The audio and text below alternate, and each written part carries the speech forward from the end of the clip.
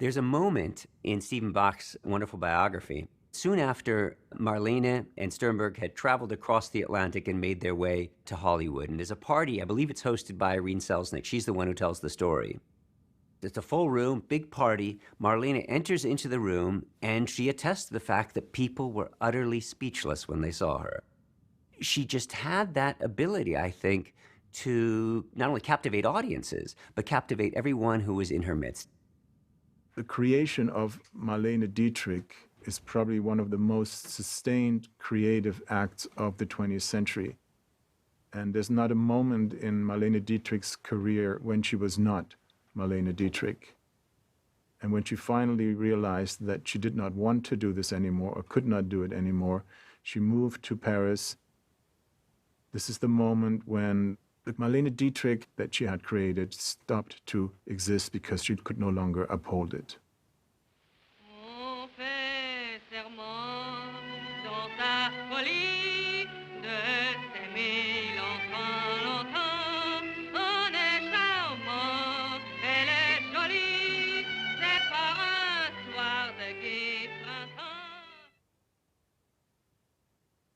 Marlene Dietrich is very much a phenomenon of the 1920s. She was born in 1901 in Schöneberg, which is today a part of Berlin. Her father was a policeman, rather authoritarian, and her mother was a housekeeper. She was an excellent student and played the violin and excelled at that to the degree that she played it so much that her wrist was ruined, and that career to which she had also somewhat aspired never came a possibility. Her father died when Dietrich was rather young, 5 years of age, and the mother remarried. But that husband was killed in World War I, and Dietrich basically grew up without a father in the household.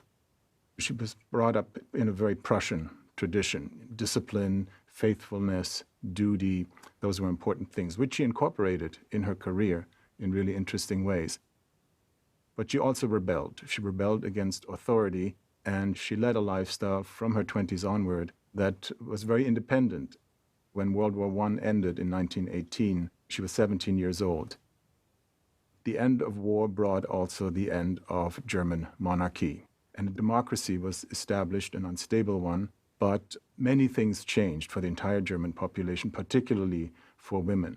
The women's vote was established in 1919. Many women joined the workforce, gained a salary, and became financially independent, particularly in Berlin. And even though the 1920s in Germany were a politically, economically, socially extremely unstable time, it was also a time when the arts flourished. And of course, the film industry really developed rapidly, and it was probably the one and only time in the history of German film that a film industry could rival Hollywood. The German film industry of the 1920s did that to a certain extent.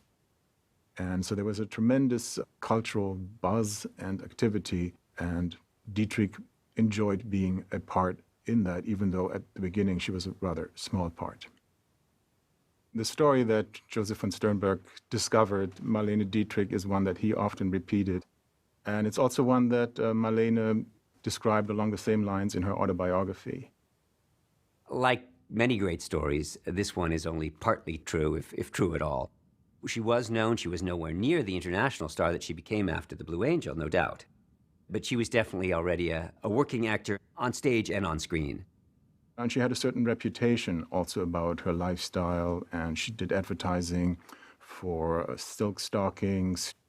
She performed in cabarets, she sang, she danced. So she did many, many different things with the intention of becoming a star. And there are a number of people who now take credit for introducing Dietrich to von Sternberg. I think the reality is that he knew about her and was at first reluctant to even consider her for the role. And then he saw her in a theater on one night in Berlin and was struck that she actually said so little but had so much stage presence. Sternberg, Frau Dietrich, 195, Aufnahme 3. And then he invited her to a screen test. So langsam jetzt.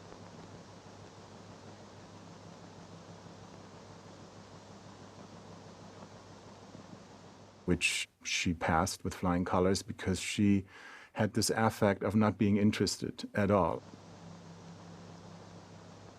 What's so important, I think, is that in that screen test, she's singing songs, both in German and in English. And so you can get a sense already, I think at that time, that this is somebody who would very, very quickly cross the Atlantic and make a big career for herself. You will always be my necessity. I'm lost without you. You're the cream in my coffee. What's funny is that when she's singing the English, you know, want a little cream in your coffee, and she's kind of doing these little gestures with her cheeks. You can tell that it's not really in her. It's not when she belts out that German chanson, however. Wer wird weinen, wenn man auseinander geht, wenn an der nächsten Ecke schon einander steht? You really get the sense of the true Marlene. Enough not to be dubbed, which impressed von Sternberg, obviously. Much of what you see in The Blue Angel is a recasting of a stage and screen persona that she had developed for the better part of the 1920s. She had this role of playing with men. You know, in The Blue Angel, she sings that moths fly around the flame, and you know, if they get devoured, I'm not to blame. There's several films from 1929 in which she plays similar roles. One is called Die Frau, nach der man sich sehnt, the woman man longed for. Obviously, what von Sternberg did, creating Lola Lola, is something new. But there's certainly a tradition, or there's certainly a repertoire that Dietrich could draw on. To address the question of what Marlene was like before von Sternberg, what she's like after von Sternberg, I think you can actually see it represented in the screen test. And that's what's interesting about the story that he tells of the screen test. You will always be. Because for him, it's all about this luminescent beauty that's captured during that screen test. And within that test, you see both sides. You can see the makings of von Sternberg's Marlene Dietrich, but I think you also see something that is less refined, that is tough around the edges, that is pugnacious, combative, utterly fearless. Die ist auch ein Genie verloren gegangen. Die wollte ich wieder in euren Quatsch singen, nicht? Den kannst du. And so von Sternberg's Marlene, of course, I think is that luminescent star, the star who you know, whose feet may not actually even hit the ground when she's walking, that will be catapulted to new heights thanks to von Sternberg in his telling. But deep inside of Marlene, and on full display, I think, in that screen test, is something that's a rougher diamond. It's not so polished. One reason why Dietrich caught the attention of von Sternberg is that she had, from the beginning of her career, this vision of her being an international star. And the model for her clearly was Greta Garbo.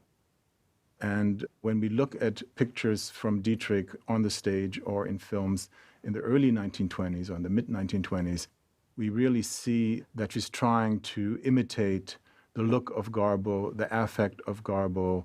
So this is something that Dietrich did very consciously because she wanted to attract the attention of Hollywood. She wanted to be somebody who could make it on the international stage. And since Sternberg really was tasked by Paramount to find the new Garbo, I think the matching happened because of this as well. Marlene Dietrich's husband, Rudi Sieber, worked also in the film industry. He was a producer, and they met on the set of some film and fell in love and got married soon thereafter. They had a very open relationship already in Berlin. She had multiple affairs, as we all know, often with fellow stars or directors, etc. And she never hid those affairs from him, nor did he from her. Rudi controlled her funds for a long time, and he was her manager, something that von Sternberg assumed when she came to the United States. Dietrich and Rudi Siebert never divorced, and she never spoke badly about him in public. And I think you can feel in that relationship a sense of Prussian loyalty and faith, but also complete trust. And that really lasted throughout their lifetime. The Weimar Republic is famous or infamous for its fluid gender identities. A famous book, The Third Gender, was published then. There was research by Magnus Hirschfeld. And there were openly gay and lesbian bars and restaurants and so forth, which Dietrich, who was bisexual her entire life, frequented. And she openly flaunted posing with women and kissing women and wearing a violet flower. That was the signal of lesbianism at the time. And when Dietrich first arrived in New York and in Los Angeles, she often would wear pants, which was something a lot of women in Weimar Germany did, but nobody did at the time in the United States. So that was considered a very strong statement about her bisexuality, which it actually may not even have been. By the time she comes to America, she brings with her not only the extraordinary reputation that she earned on the Blue Angel, but she becomes, I think, almost a cipher or a kind of an ambassador of Weimar culture. She brings that culture and what we in the meantime have come to identify as Weimar culture, the cabaret culture, certain libertine morality, that assertiveness, and I think that kind of that gender fluidity that is so much a part of her identity. She brought all of that with her. There's a great quote by Kenneth Tynan that, she's sex without gender. And it's that assertiveness that's often, I think, reserved for male actors. She really kind of pushes the envelope or really undoes our dominant notions of gender. The way that she sits, for instance, singing her signature number in The Blue Angel, on that chair, right, with her legs kind of spread, and she, her code name when she went on to work in the OSS was, fittingly enough, Legs. Or in Morocco, when, as Ami Jolie, she prances right up to that woman, another person who's equally smitten with everybody around her, and plants that kiss right on her lips.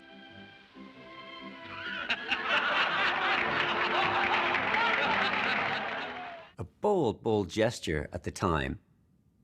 It's funny because she's very different from other European-born actresses of her generation. I think, for instance, in terms of Ingrid Bergman's, the sort of the radiant screen presence and the eroticism, much more restrained, that's reflected on screen. I refer to that, I call it sex appeal without sex. And I think her performance in The Blue Angel, that to a large degree is the kind of the Urscene of Marlene's meteoric rise to stardom, no doubt. That is where you see that mix of kind of Prussian discipline, and even, with Siegfried Krakauer would call it sadistic in the way that, the way that she handles Emil Jannings. And of course, there are some scenes where it'd be hard to dispute that claim by Krakauer, overblown as it may be elsewhere. But I think in that particular instance, the sadism that you see vis-a-vis Emil Jannings, vis-a-vis Professor Rath, that's a part of her, certainly of her screen persona. I don't find much evidence off-screen of her being a terribly sadistic person, but certainly a part of her screen persona. And you see the line that travels from Lola Lola in The Blue Angel to Blonde Venus and Scarlet Empress in the films that she does with von Sternberg, up through, I think, her performance in Destry Rides Again in '39, through her collaboration with Orson Welles, as she plays there Tanya, the gypsy, who tells Welles's character in the film that he ought to lay off those candy bars. Even the wonderful parody by Madeline Kahn as Lily von Stupp in Mel Brooks's Blazing Saddles. When Dietrich arrived in Hollywood in 1930, there was already a significant German film community. Of course, the main person to start her career there was von Sternberg. He negotiated or renegotiated her contract. He set up housing. He very much controlled what she did and who she went out with and so forth. It's a bit tricky to describe von Sternberg's nationality. He was born in Austria and left Austria very young and became a faun, of course, only in Hollywood. He was Jewish.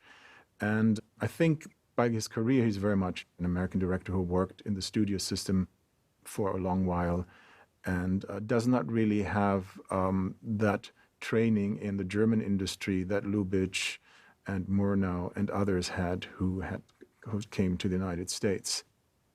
Von Sternberg does fit the stereotype of a European dandy. I think just as von Sternberg carefully created a screen image for Dietrich in Hollywood, he was equally careful, if not more so, to create his own persona, as did von Stroheim, as did Fritz Lang, for that matter, who walked around with a monocle and riding crops and so forth. So this director from old Europe was very much an image with certain Austrian/German-born directors.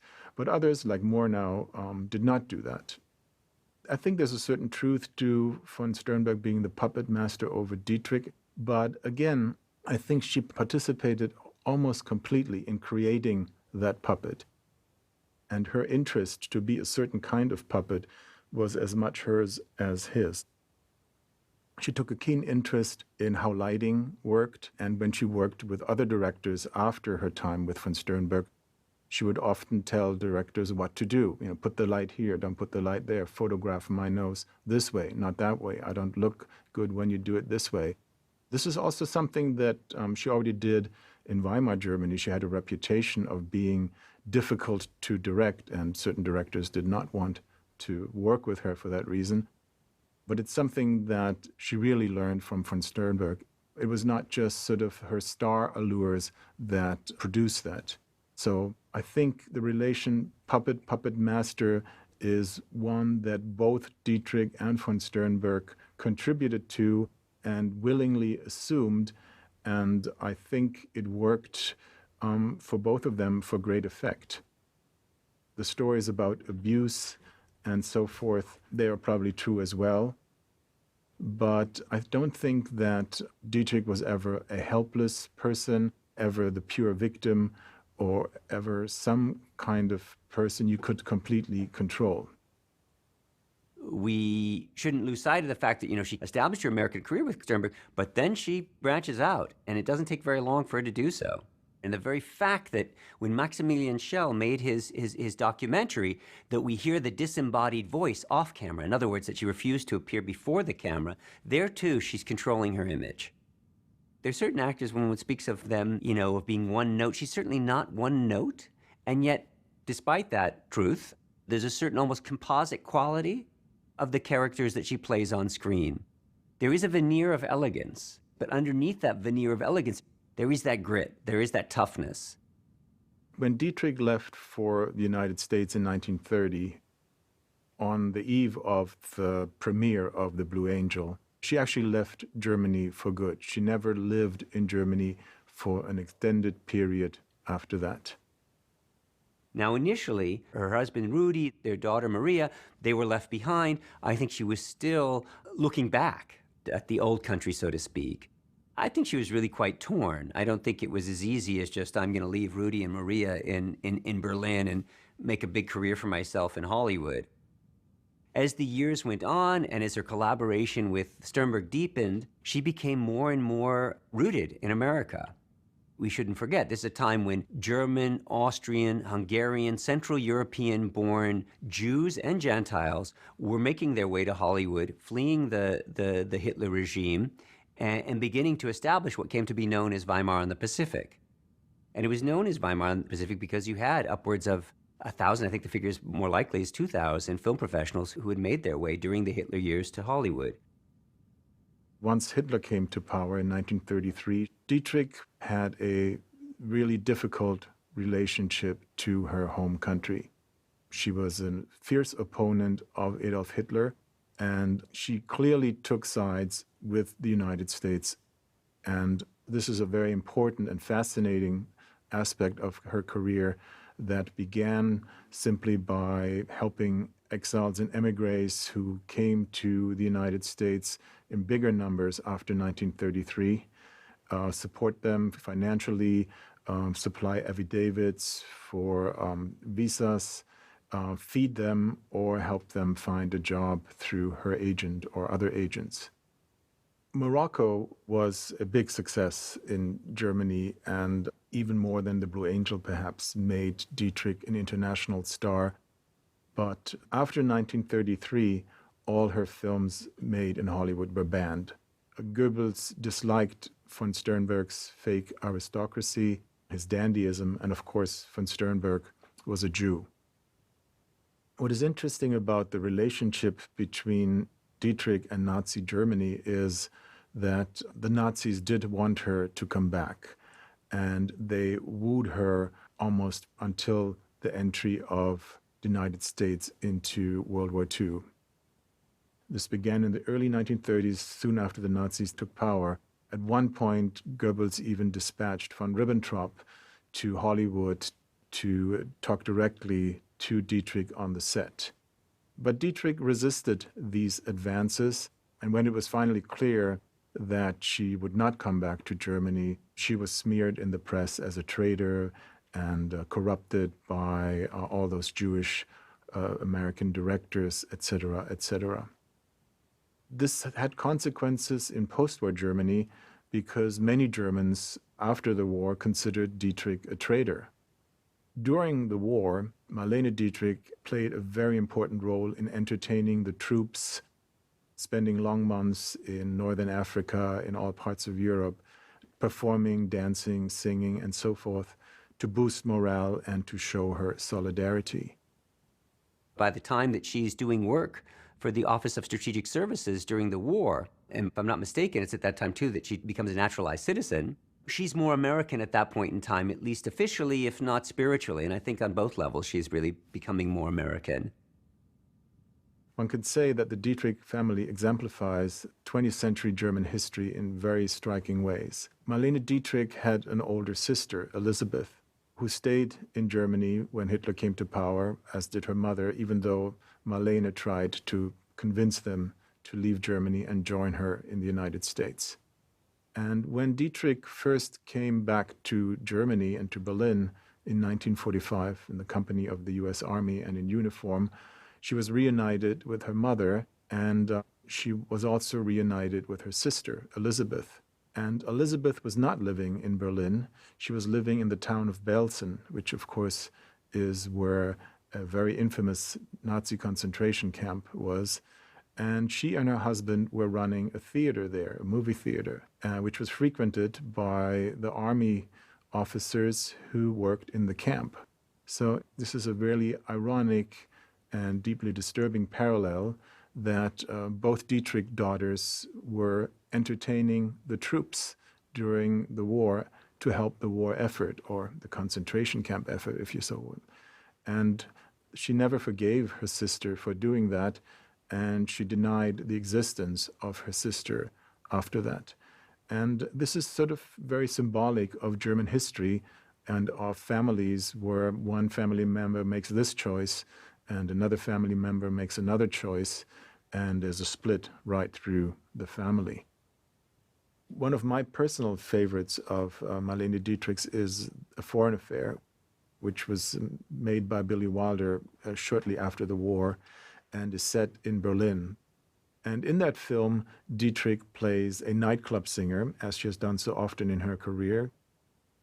What is fascinating to me in the film is that Dietrich plays, again, a woman with a past.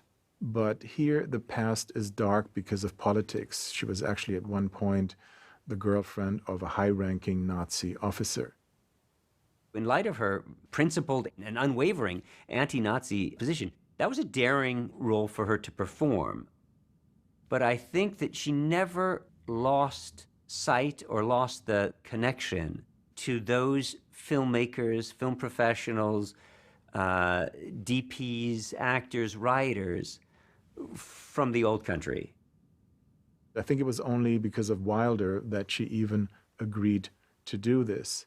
But this being Dietrich, she does elicit the sympathy of the audience because she's a survivor. And this kind of resilience is something that's quite remarkable in this film, and for me makes it stand out among the many Dietrich films. It's correct to say that Dietrich is a litmus test for how Germans think about their own past. Those who think that all Germans living under Hitler were victims and that they had nothing to do with the rise of fascism, those will say, I feel betrayed by what Dietrich said. She left us alone. She had a good life in Hollywood. It has to do with the perception, the widely held perception, that Marlene Dietrich was a traitor.